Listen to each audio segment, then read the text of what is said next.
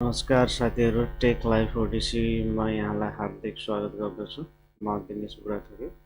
Take life ओडिसीको नयाँ updated video सिरिजको पर्खाइमा बस्नु हुने सम्पूर्ण साथीहरुलाई आजको भिडियो लेसनमा एमएस वर्डको परिचय, एमएस वर्डको विशेषता र एमएस वर्डको की पोइन्टको बारेमा सिक्नेछु। तसर्थ आजको भिडियो लेसन अति महत्त्वपूर्ण रहेकोले भिडियो हेर्ने सबै साथीहरुको लागि धेरै नै बेनिफिसियल रहनेछ। त्यसैले अन्तिमसम्म हेर्ने प्रयास गर्नुहोला। साथीहरु, आउनुहोस् ढिलो नगरिकन आजको विषयवस्तुमा लागौं।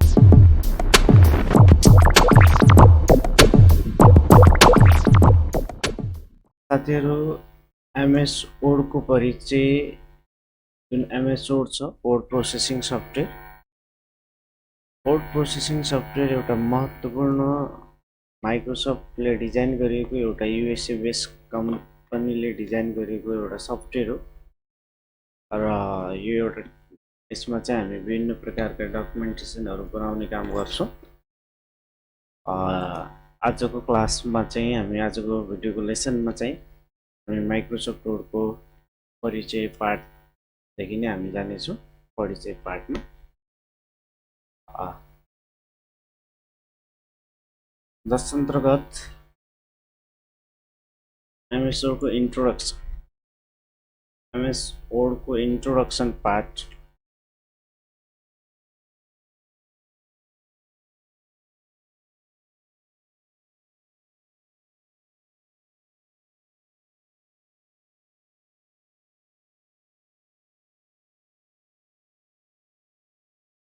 एमएस वर्डको इन्ट्रोडक्सन डे 1। साथीहरु, Microsoft Word is a widely used word processing application software developed by Microsoft. Microsoft एउटा महत्त्वपूर्ण वर्ल्ड वाइड पपुलर भएको वर्ड प्रोसेसिङ एप्लिकेसन सफ्टवेयर हो, जसलाई माइक्रोसफ्ट कर्पोरेसनले डेभलप गरेको हो। It is a versatile software program used for creating, editing, formatting text-based document. साथीहरु, Microsoft word एउटा versatile application software हो।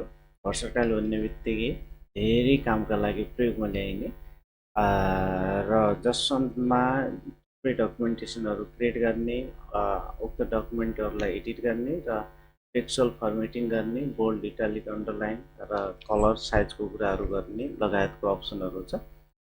MS Word provides the user-friendly interface with the wide range of tools for manipulating text, graphics, and various document elements.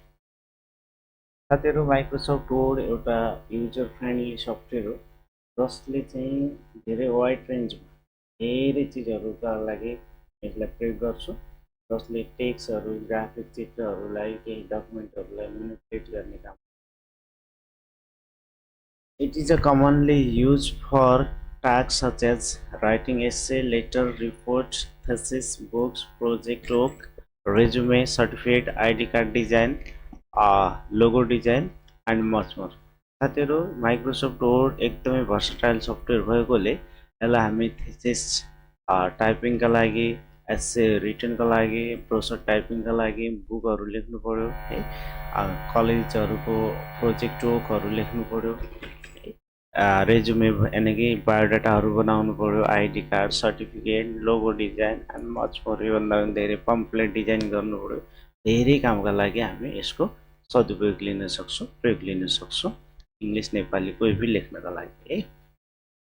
अर्को साथीहरु, MS Word also offer the feature like spell check, grammar check, template and collaboration option, making it an essential tools for both personal and professional document creation and management भन्दैछ। साथीहरु, Microsoft word भन्ने वर्डले चाहिँ केही फिचरहरू जस्तो spelling and grammar check है, त्यस्तै प्रकारले टेम्प्लेटहरू, predefined टेम्प्लेटहरू जसमा विभिन्न किसिमका टेम्प्लेट फर्मेटहरू उसका साथसाथै यसले अटो करेक्ट अप्सन अनि मेल मर्ज फ्यासिलिटी है, डकुमेन्टहरूलाई इन्क्रिप्सन गर्ने, पासवर्ड प्रोटेक्ट गर्ने अनि डकुमेन्टहरूलाई सेभ गर्ने हैन लगायतको यसले के दिन्छ भन्दाखेरि कामहरू गर्न सहजता दिन्छ।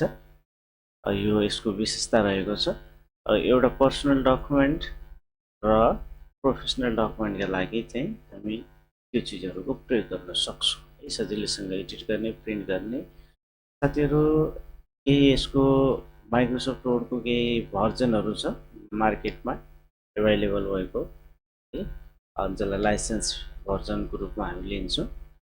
सिक्ने प्लेटफर्ममा चाहिँ एजुकेसनल भर्जन हामी सिक्छौँ भने, अनि काम गर्ने प्लेटफर्ममा चाहिँ सर्टेन हैन चार्ज तिरेर राखिएका सफ्टवेयर हुन्छ, जसलाई हामी लाइसेन्स भर्जन भन्छौँ। Here is a list some of important version of Microsoft Word available in the market, such as follows: Word 1.0, यो Windows 1.0 मा 0 को लागि इन्ट्रोड्युस भएको थियो, कहिले भन्दाखेरि 1989 मा। त्यस्तै प्रकारले Word 2.0 विन्डोज 2.0 को लागि 1991, वर्ड 95 विन्डोज 6.0 अर्थात् अफिस 95 1993, देन वर्ड 97 अफिस 97 मै अफिस 97 को एउटा सदस्य मेम्बर हो, 1996 मा यो रिलिज भएको थियो। त्यस्तै प्रकारले वर्ड 2000 अर्थात् 2000 अफिस 2000 को एउटा सदस्य member 1999, word 2002 office XP 2001, word 2003 office 2003 मै लन्च भएको थियो। त्यस्तै प्रकारले वर्ड 2007 अफिस 2007 र 2007 मै आएको, अफिस 2010 अफिस 2010 र 2010 मै लन्च भयो।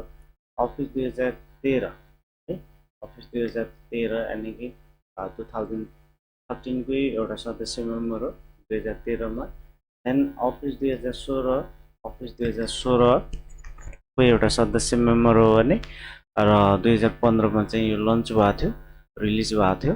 त्यस्तै प्रकारले अफिस 2019 अफिस 2019 मा लन्च भयो, 2019 कै सदस्य मेम्बर हो र 2018 मा यो चाहिँ इन्ट्रोड्युस भयो या लन्च भयो है।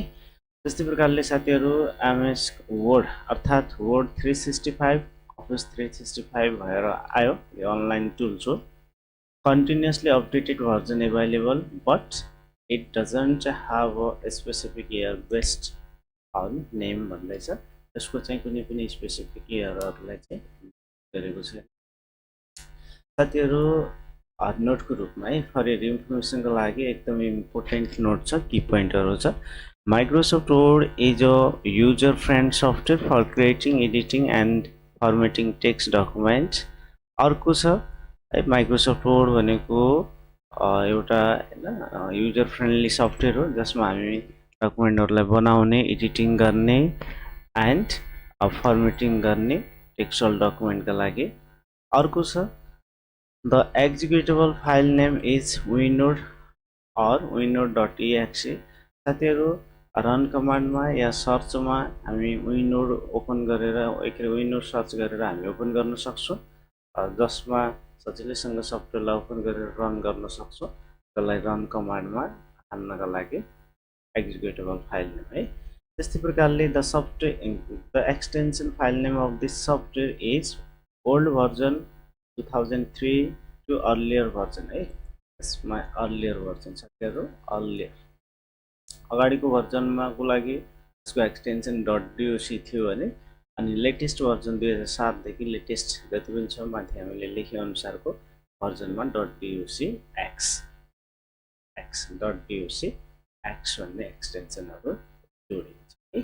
2007 भनेको देखि लेटेस्ट अनि 2003 देखि लिएर अर्लियर अगाडिको भर्जन है।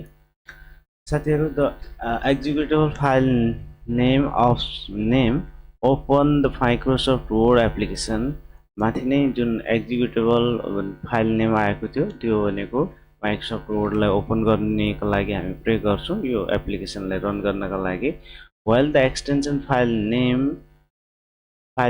indicate the format of the word document भन्दैछ word document को फर्मेटलाई चाहिँ जनाउँछ एक्सटेन्सन फाइल नेम है जस्तो हैन रिच टेक्स्ट फाइलमा सेभ गर्ने कि पीडीएफ मा सेभ गर्ने कि हैन डीओसी फर्मेटमा सेभ गर्ने आदिका लागि एक्सटेन्सनले इन्डिकेट गराउँछ भन्ने कुराहरु छ।